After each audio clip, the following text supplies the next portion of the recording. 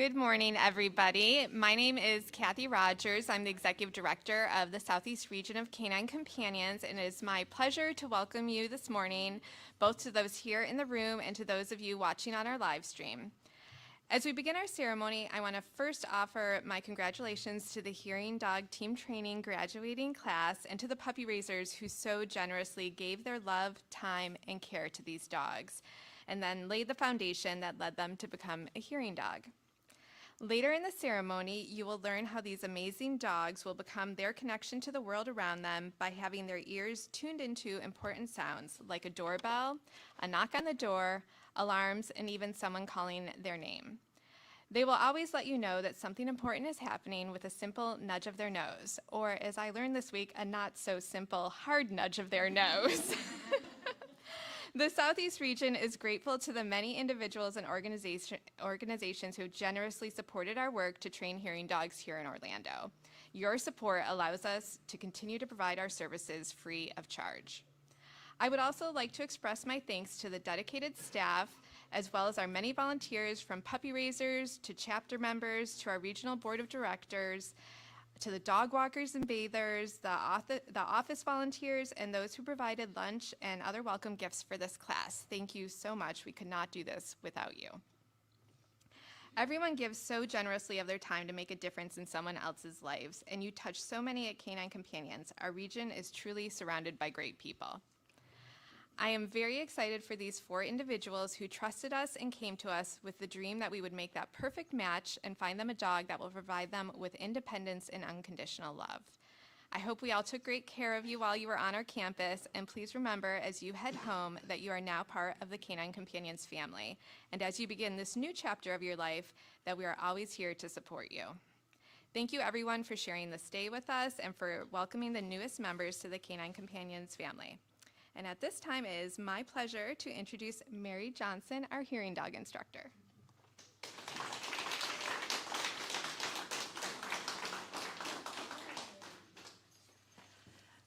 Thank you, Kathy.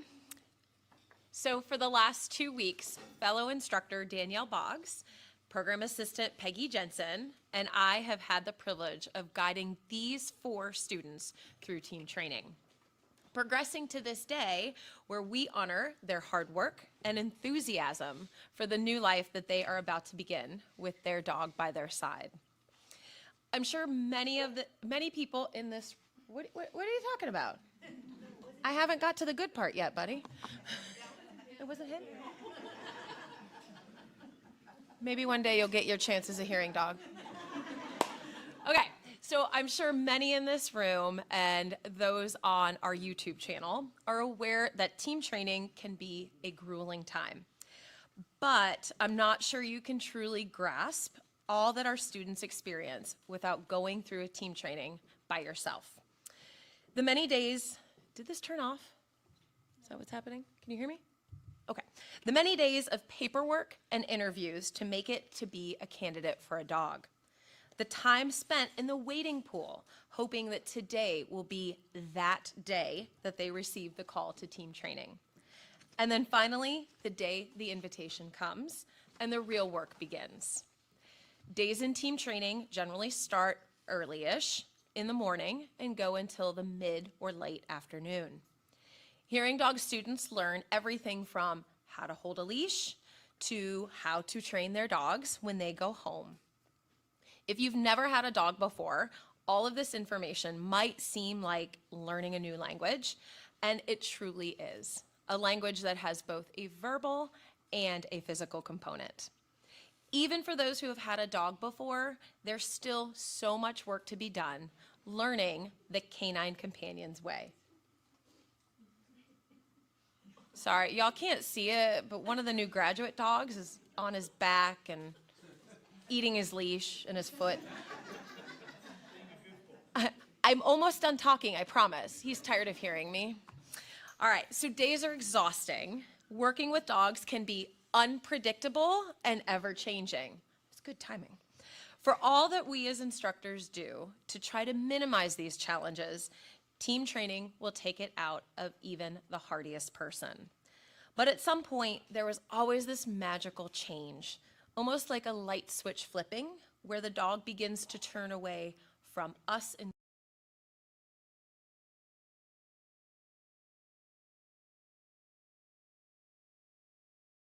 instructors and respond to their new handlers. The blossoming bond that begins in the class will only continue to grow once the student goes home. Today, we stand on the edge of a life-changing moment. The work that can only be done on campus is finished. These 4 students have taken all the information that we've thrown at them and shown that they are now ready to go home and start their lives with their dog by their side. And now I'd like to introduce them all to you. First, Laura, can you come up?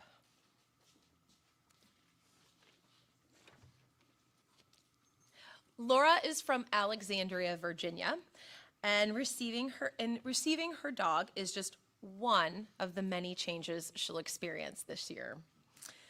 Laura's hearing loss is something she experienced as an adult, and it changed her life dramatically, as she said in her own words. She's had to adapt and figure out a world that she never anticipated without her hearing. Enter her new hearing dog, Redford. He will help Laura not rely on her husband so much to be her ears, and will also provide a sense of reassurance once she becomes a mom later this year, so that she'll never miss the cry of her newborn. Laura has been placed with Redford IV, a goofy and big-eyed Labrador Golden Retriever cross. He was raised by the Olive family and is the second puppy they have raised, and they are here to present Redford today.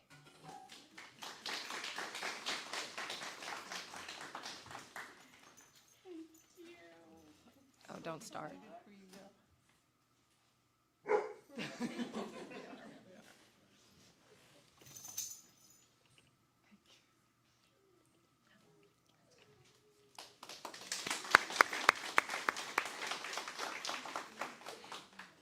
Next, I'd like Susan to come to the front.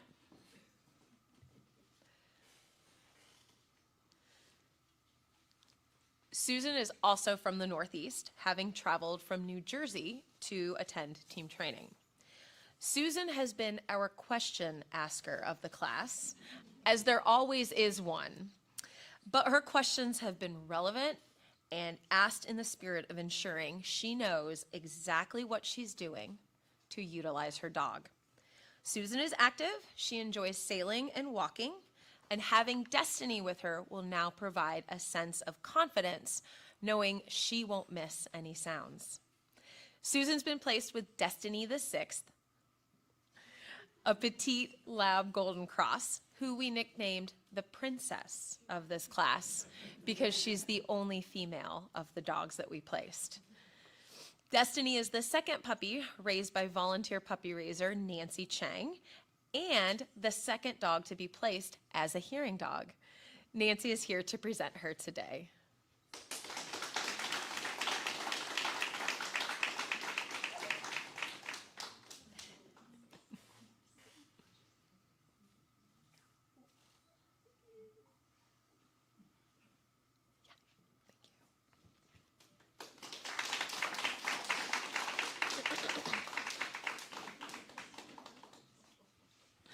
All right, Catherine, can you come up to the front?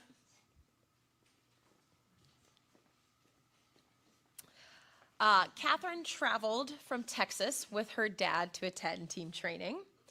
Catherine is a teacher and so intuitive on how to integrate her dog into her life. In fact, at one point, I asked her if she'd want to come work with us and help teach team training, and that offer still stands, by the way. Working in a school and living on her own, Catherine is looking forward to having her dog provide peace of mind that she will not miss sounds or other important cues in her environment. One of the things she was most looking for in a dog before team training is that they would be friendly and like to meet new people. Well, I've got to tell you, she has hit the jackpot with that in her new dog, Hughes. Catherine was placed with Hughes III, an energetic Labrador Golden Retriever cross.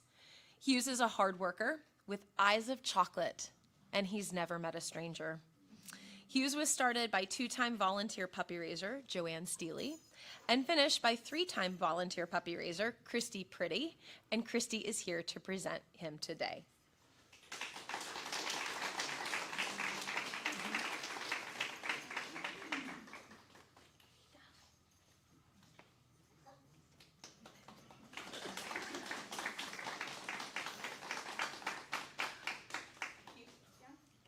All right, the last student we have is Aaron, and he's a successor, having received his first dog, Gardner, more than 10 years ago.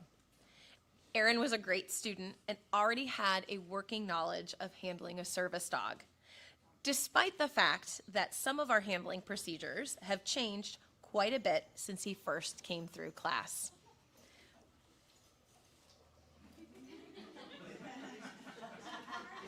You can't see it, but the three dogs are having their own party.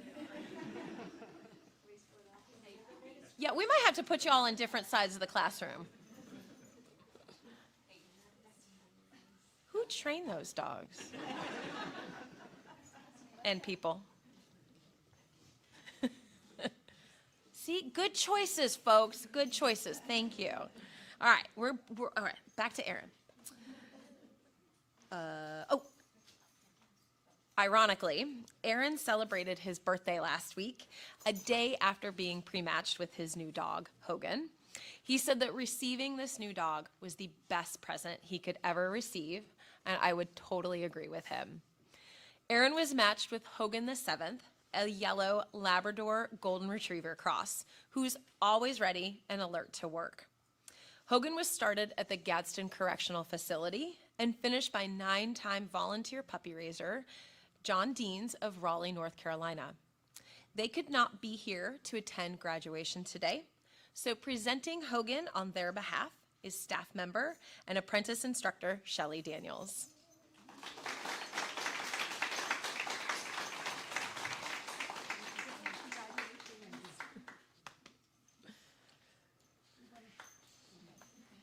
I am proud to announce and congratulate the Hearing Dog graduating class of February-March 2025.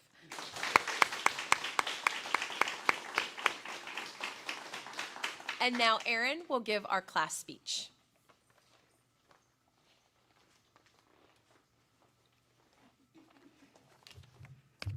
Thank you, Marie. Before I begin, I just want to say how grateful I am to be here, standing here today. It's hard to put into words just how much this moment means to me.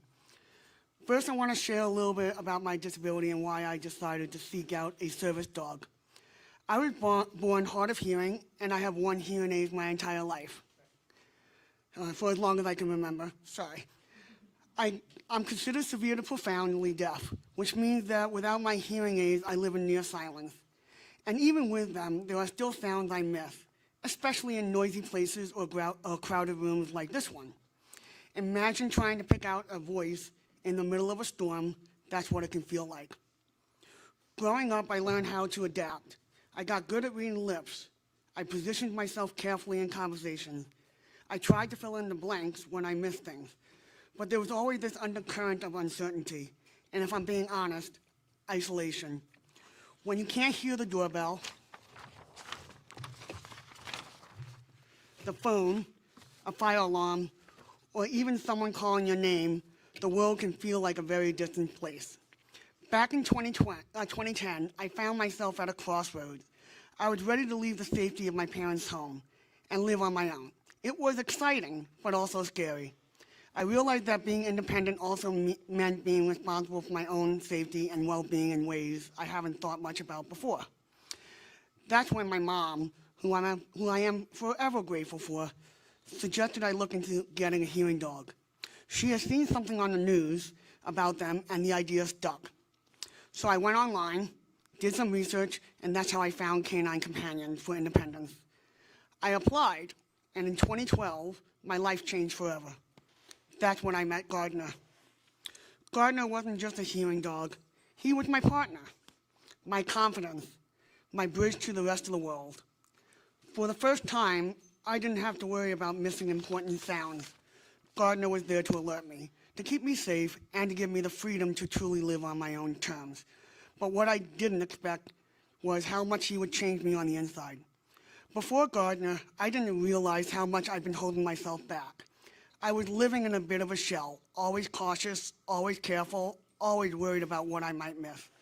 Gardner helped me break free from that. He helped me trust the world and myself a little more. He opened doors for me I didn't even know were closed. And now, over a decade later, here I am again at another new beginning.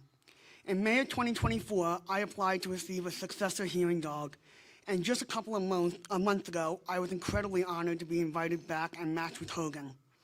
Going through this process 13 years later has been such an eye-opening experience.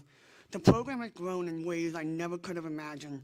The class material is even more advanced. We even got 2 books on the subject. The instructors are beyond incredible, and the skills that these dogs are learning, truly life-changing. Hogan and I have been working together on new tasks, like recognizing smoke detectors and even the sirens of emergency vehicles, things that give me even more peace of mind as I step forward into this next chapter. But just like with Gardner, I know Hogan will do so much more than help me here. I can already feel it. He's going to push me to keep growing, to stay open to the world, to keep embracing life with confidence and joy. I'm so excited for our future together, and I'm so thankful to each and every person who makes this program possible, from the puppy raisers, to the instructors, to the entire Canine Companion community. You don't just provide dogs. You give people like me the chance to live fully, fearlessly, and independently. Thank you from the bottom of my heart for giving me that chance again, and thank you all for listening.